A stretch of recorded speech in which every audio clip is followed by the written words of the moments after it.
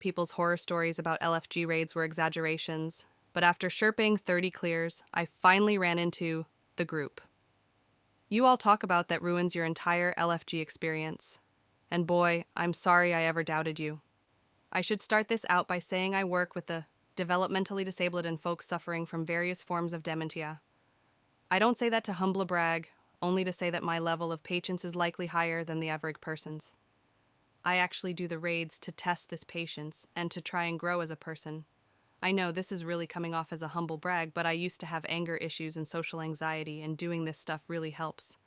That said, I just spent the last 4 hours helping someone trying to Sherpa 4 people through the raid, and it was truly something. I wasn't even Sherping, I often join when someone else is teaching, when they post LF2M willing to teach, so that if they do struggle, I can step in, and between me and the Sherpa, we can usually two-man clutch, while the other 4 learn the mechanics.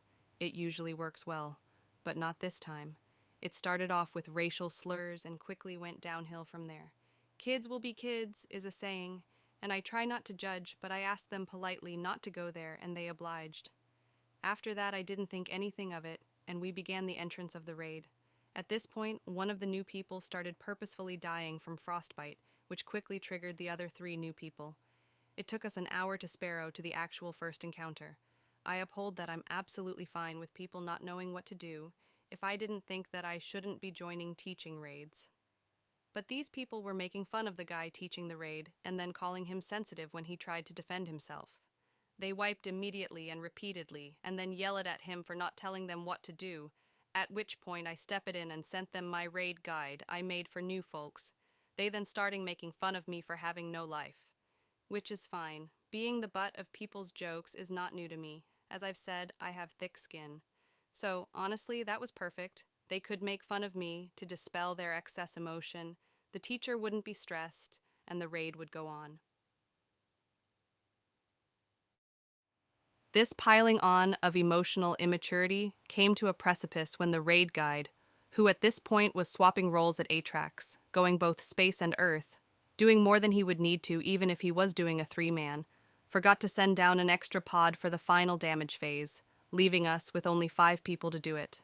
We beat the encounter, but multiple of the new people at this point started calling him out, despite the fact that this guy and I did literally 75% of the damage to Atrax while swapping roles between us. They all talked over the entire spacewalk, talking shit to the guy, ruining that experience, but he was a champ about it, and continued showing them where the chests were and all the tablets. He starts teaching the next encounter, the easy encounter before the final Taniks boss fight, and they purposeful start interrupting him, at which point he DMs me, "I can't believe this." To which I respond, "I know, but you're doing great and we're really close." I don't think they understand just how toxic they are being. We get through the encounter very fast, but wipe. We get it on our second run, but the raid guy dies, once again because he's swapping positions and helping these new folks out. They get the final dunks, and they all refuse to reese him. I don't have a token as I've already had to use it to get them up. Of course, they then start making fun of him and piling on. We get to the final boss encounter, and 2 of them decide they want to start the encounter immediately, before being told what to do. The other 2 turn off their mics and don't turn them back on for the rest of the encounter. They force the Sherpa to teach them, refusing also to communicate in chat, only responding by nodding yes or no to him by shaking their character's head, all while the other 2 are purposefully starting the encounter multiple times. We get through a few runs, and just before we get the final clear, 2 of them rage quit and leave, leaving this guy who spent all this time trying to get a Sherpa clear high and dry. The other 2 leave immediately, and him and I find a few replacements and get it done 10 minutes later.